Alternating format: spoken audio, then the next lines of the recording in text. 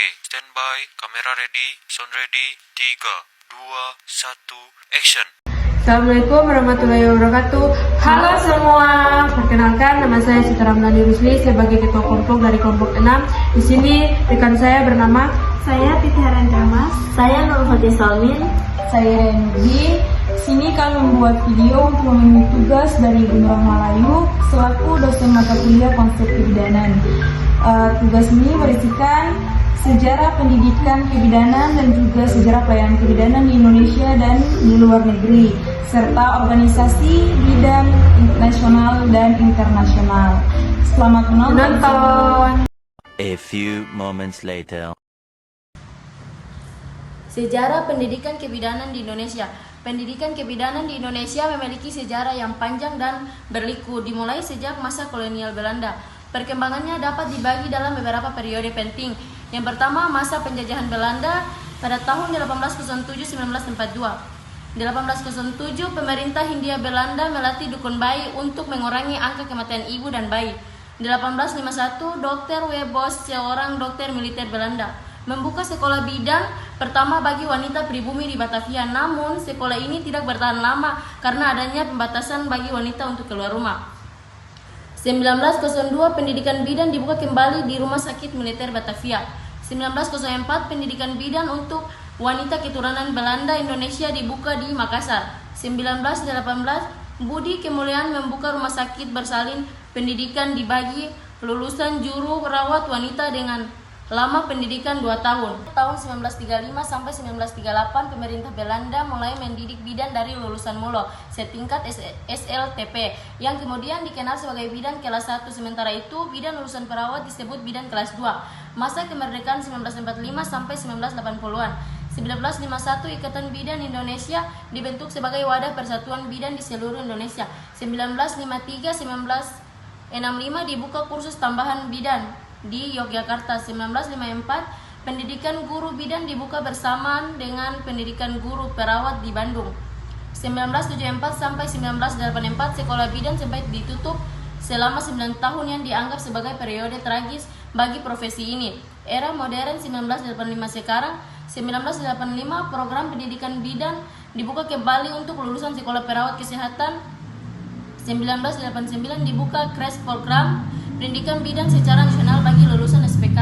1996 berdasarkan kelulusan keputusan Menteri Kesehatan dan Menteri Pendidikan dan Kebudayaan dibuka pendidikan diploma 3 kebudayaan yang menerima lulusan sekolah menengah atas atau disingkat SMA. Ini menjadi tonggak penting karena pendidikan bidan kini bisa langsung ditempuh setelah SMA. Di Rage Entry, sebuah perjuangan panjang IBI sejak tahun 1950-an. Selanjutnya tahun 2000-an.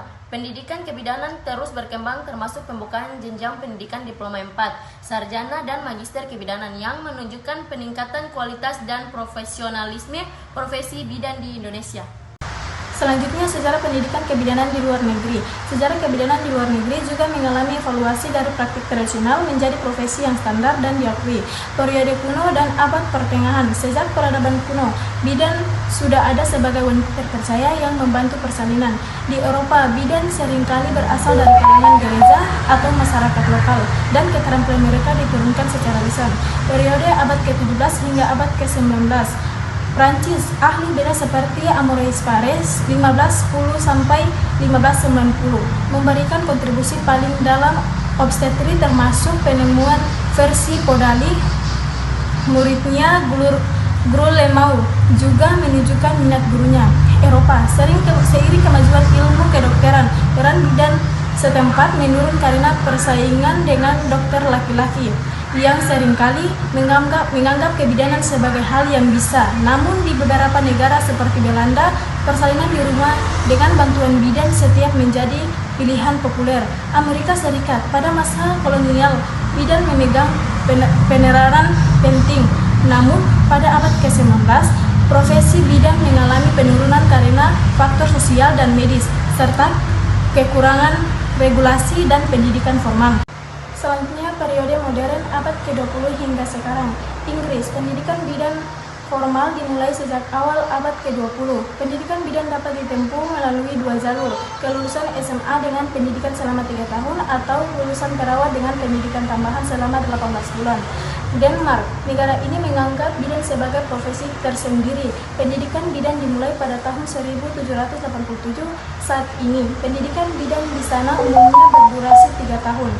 Amerika Serikat, pada awal abad ke-20, organisasi seperti Amerika dibentuk untuk memajukan pelayanan kebidanan dan meningkatkan kualitas pendidikan. Profesi bidan di Asia saat ini diatur dan harus memenuhi standar yang dibuat oleh ACNM, dan praktik kebidanan seringkali terintegrasi dengan perawatan kesehatan wanita secara umum.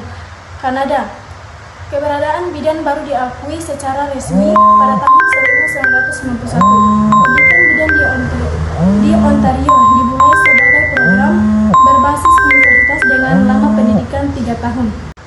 Sejarah pelayanan kebidanan Indonesia. Pelayanan kebidanan Indonesia telah mengalami evaluasi yang signifikan. Dari praktik tradisional hingga menjadi profesi kesehatan yang terstruktur, perjalanan ini dapat dibagi menjadi beberapa fase utama. Masa prakolonial dan kolonial sebelum 1942. Pada masa ini pelayanan kebidanan didominasi oleh dukun bayi atau dukun beranak.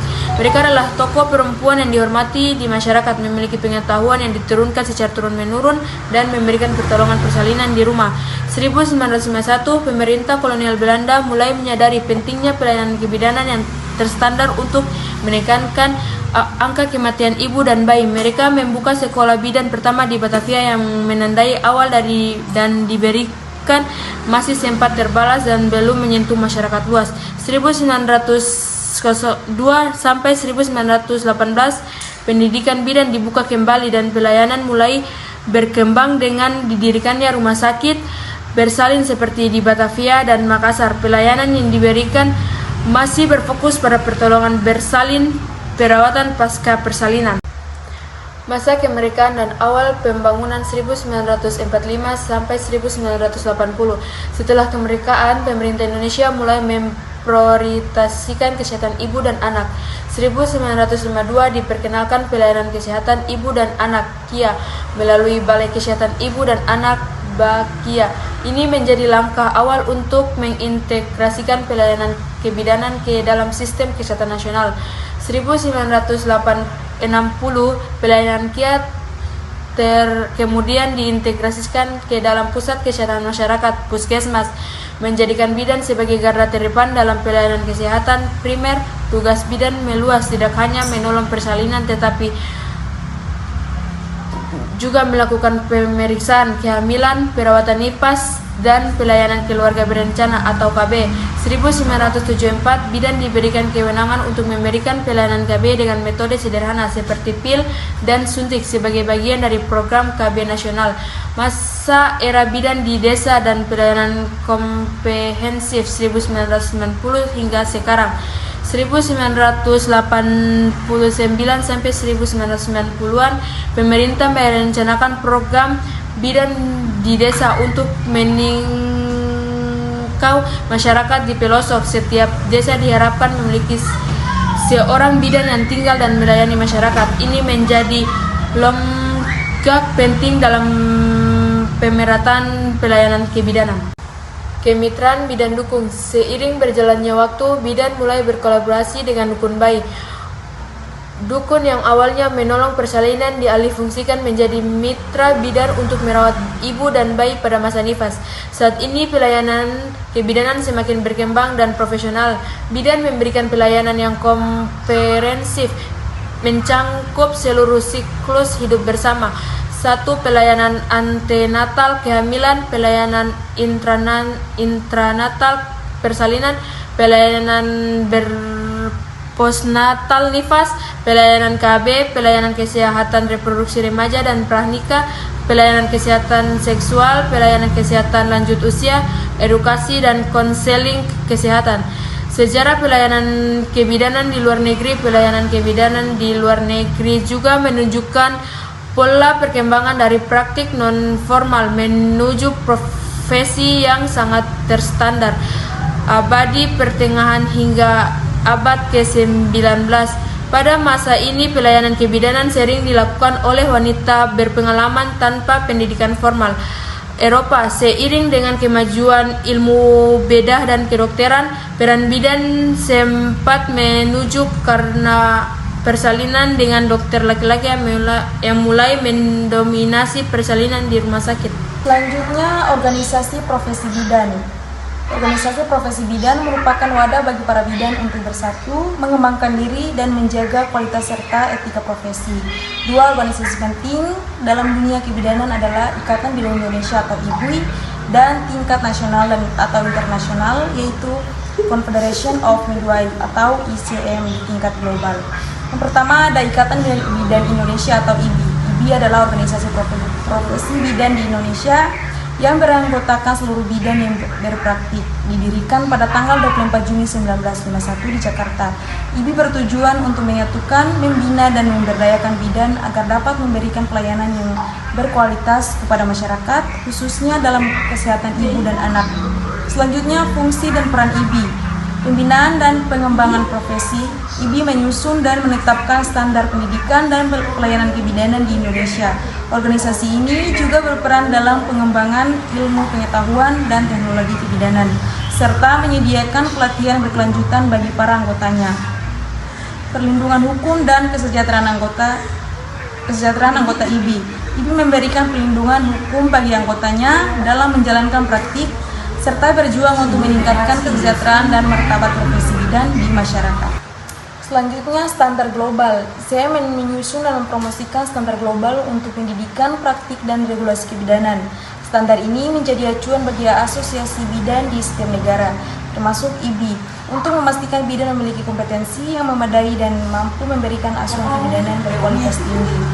Selanjutnya, pengembangan asosiasi. Saya memberikan dukungan dan bantuan kepada asosiasi bidan di berbagai negara untuk meningkatkan kapasitas dan kepemimpinan mereka, sehingga setiap asosiasi dapat secara efektif mewakili dan melayani anggotanya. Yang terakhir, promosi hak asasi manusia. CM secara efektif mengadvokasi hak perempuan dan akses mereka terhadap pelayanan kebidanan yang berkualitas, penuh hormat, dan berbasis hak asasi manusia. Selanjutnya, kolaborasi interprofesional. Bidan bekerjasama dengan dokter OB-GYN, perawat, dan tenaga kesehatan lainnya untuk memastikan keselamatan ibu dan bayi. Pendekatan holistik. Pelayanan tidak hanya berfokus pada aspek fisik, tetapi juga psikolog, sosial, dan budaya. Fokus global. Organisasi dunia seperti WHO dan UNICEF terus mendorong peran bidan sebagai kunci untuk mencapai tujuan kesehatan global, terutama dalam menurunkan angka kematian ibu dan bayi.